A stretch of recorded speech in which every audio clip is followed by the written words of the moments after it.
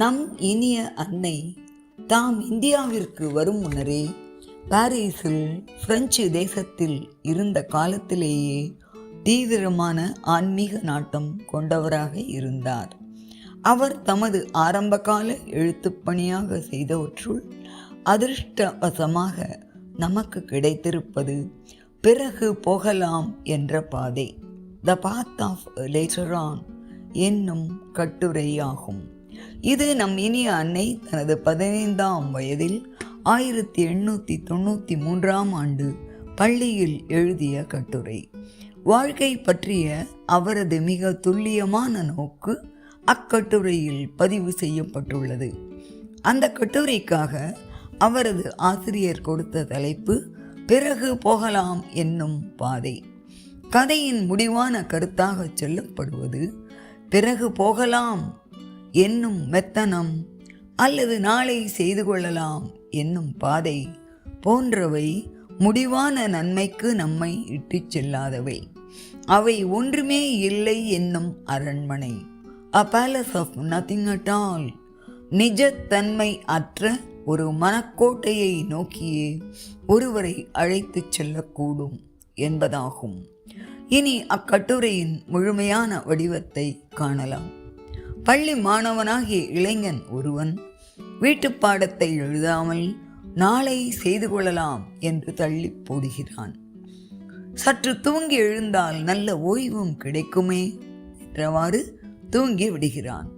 அப்பொழுது ஒரு கனவு காண்கிறான். பாதை வழியே செல்லும்போது ஓரிடத்தில் பாதை 2 கிளைகளாக பிரிகிறது.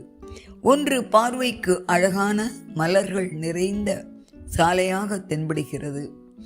இங்கு வாசமிகு தென்றல் இன்ப மயக்கம் தருகிறது. சூரியனது வெப்பம் கூட காற்றை சுகானுபவமாக மாற்றுகிறது என்று நினைக்கிறான். அப்போது வேறு சில குரல்கள் அவனை எப்பாதையில் செல்ல வேண்டாம் என்று தடுக்கின்றன. சுகமானதாக இருக்கிறது என்ற கருத்தில் அந்த சுலபமான பாதையில் செல்ல நினைப்பது சரியல்ல என்று எச்சரிக்கின்றன. நாம் இங்கே சில படிப்பினைகளை பெறுகிறோம். நம் இனிய அன்னை பிற்காலத்தில் தன் வாழ்நாள் முழுவதும் மீண்டும் மீண்டும் வற்புறுத்தி வந்த ஒரு எச்சரிக்கையை அந்த சிறு வயதிலேயே சுட்டிக்காட்டி கதையினை தொடர்கிறார்.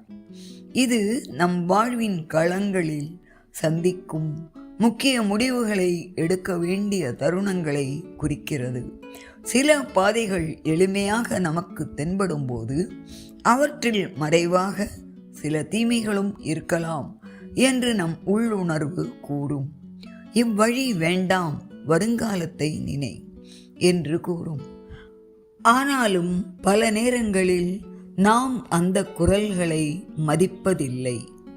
கதையில் வரும் அந்த இளைஞன் தன் முட்டாள்தனம் நிறைந்த போக்கினை விடாமல் பின்பற்றுகிறான். அந்த அனுபவம் ஆரம்பத்தில் மகிழ்வுடன் கூடியதாக அவனை மேலே மேலே அழைத்துச் செல்கிறது. ஆனால் அவனது உள் மனதில் ஏதோ ஓர் உறுத்தல். நான் எங்கு இருக்கிறேன்? நான் செல்வது எங்கே? எவ்வாறாயினும் தெரிந்து கொண்டு ஆவதென்ன? நான் ஏன் யோசிக்க வேண்டும்? நான் ஏன் செயல்பட வேண்டும்? இச்சாலையில் சென்று கொண்டே இருக்கலாம். யோசிக்கும் வேலையெல்லாம் நாளை பார்த்து கொள்ளலாம் என்று பலவாறு நினைக்கிறான். இப்படியே சென்று ஒரு மிக ஆழமான பள்ளத்தின் பக்கம் இறங்கி செல்ல வேண்டியவனாகிறான். அங்கே இறங்கும் போது எண்ணற்ற வெளிரிய மனிதர்கள் சகதியில் உழல்வது தெரிகிறது. ஆந்தைகளும் காகங்களும் வௌவால்களும் அவனது காதுகளில் கத்துகின்றன. அடடா, இதுவே மரணதேவனின் வேதாள உலகம். இது உண்மையில் ஒரு பெரிய பாழடைந்த அரண்மனை.